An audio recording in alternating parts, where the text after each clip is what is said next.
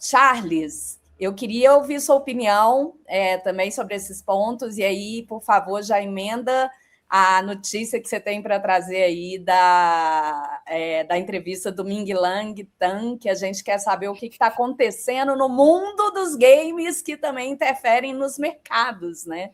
Legal, legal.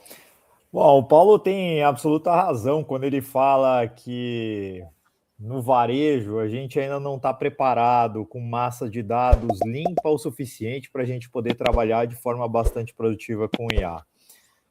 Eu fui 11 anos Leroy Merlin e aí eu vou falar para vocês, gente, tem a indústria interconectada com o varejo e a hora que você vai em cadastro de produto, que é um domínio muito mais confiável, controlável, etc., já é um caos, é fabricante, fornecedor que abrevia uma coisa de um jeito, abrevia do outro, largura, altura e profundidade, que não existe um padrão de qual é a coisa que vem primeiro. Enfim, então, assim, é o caos. E acho que quem resumiu bem esse caos, olhando para a NRF deste ano, foi o Paulo José, que levou uma missão lá para a NRF, junto com a Angelita, enfim, e ele voltou de lá justamente falando sobre isso, falando, olha, tem o palco da NRF, e aí no palco da NRF, os caras estão falando de futuro, de um monte de coisa e tal, etc., mas a hora que chega na operação, tem colaborador improvisando. E aí, assim, o colaborador bom que improvisa bem e que resolve o problema do cliente ali é o cara que está conquistando o mercado. O cara que tem o colaborador que não está muito aí para o cliente, no final do dia, é o cara que está perdendo o mercado. Então, a gente tem que olhar ainda muito para as relações humanas, porque vai levar tempo até que o varejo esteja realmente, totalmente preparado para integrar a inteligência artificial no seu core. Mas quem também falou de inteligência artificial, e aí foi lá na CIS, né? E acho que assim, Paulo, eu estou aqui, cara, trazendo pinceladas de NRF, CIS, meio que desde que a gente começou o ano, estou trazendo mais uma agora. Foi uma entrevista do Min Liang Tan, que é o CEO da Razer. Então, nossa, uma indústria que está ali muito conectada, né, com o mundo gamer, enfim, etc. Então, ele falou de 2 projetos, mas ele falou que principalmente o seguinte, né, existe uma resistência da própria comunidade gamer contra a inteligência artificial. Mas a Razer decidiu apostar, e aí quer apostar na integração humano-máquina. Então, tem 2 projetos, um é o projeto EIVA, que deve ser lançado agora no segundo semestre de 2026. É um companheiro holográfico alimentado por inteligência artificial. Ele vai usar o Grok por detrás, tá? Mas basicamente vai ser como se fosse uma Alexa, mas é uma Alexa com uma interação um pouco maior ali, porque ele tem uma tela e aí nessa tela você consegue colocar um companheiro holográfico. E aí dentro da Eva você tem aí opções que você pode colocar lá. Então tem a Kira, que é uma companheira de jogo um pouco mais cativante, tem o Zane, que é ideal para estratégia, velocidade, etc. Tem o Faker, que é a orientação como se fosse ali um GOAT de games, enfim, te dando as direções.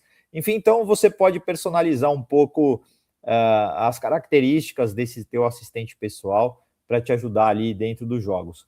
Mas para fugir um pouco também só do ambiente de games, tem um outro projeto que é o projeto Motoko. Motoko, ele é um fone de ouvido, um headset daqueles grandões, mas acoplado ao headset dos 2 lados você tem câmeras, exatamente como o Ray-Ban da Meta, só que essas câmeras são para que a inteligência artificial detecte e entenda o que está acontecendo no ambiente. E aí isso pode te ajudar em qualquer tarefa do dia a dia, né? Você interagindo ali o tempo inteiro com esse assistente, então pode te ajudar em exercícios físicos, pode te ajudar na cozinha, pode te ajudar em um monte de coisa, mas claro que a gente depois vai ter que discutir um pouco sobre o que isso tem de impacto, por exemplo, na questão de privacidade, etc. Então, O Ray-Ban Meta, ele tem aquela camerinha, né, que quando você está usando, ela acende uma luz, então ela meio que revela para o ambiente que você está filmando. Esse fone, enfim, será que vai ter um recurso desse? Mas não se enganem, né? Daqui a pouco a gente vai estar com uma série de devices aí com câmeras.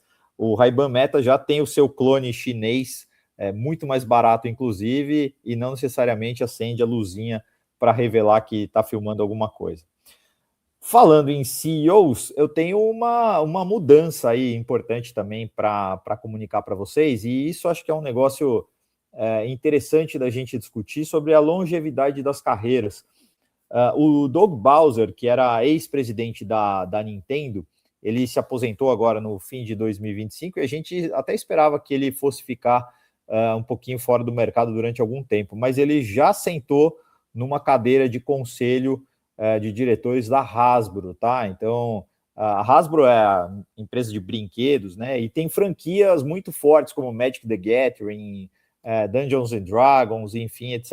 Então, é possível que a Hasbro vá agora fortalecer um pouco a sua atuação no mercado de videogames.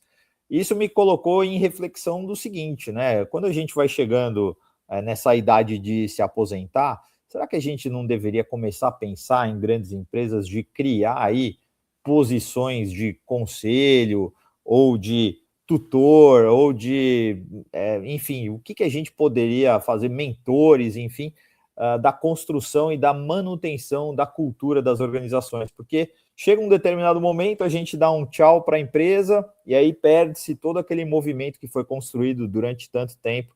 Enfim, acho que é uma coisa para a gente pensar aí também sobre a longevidade das carreiras. Nai, devolvo para você.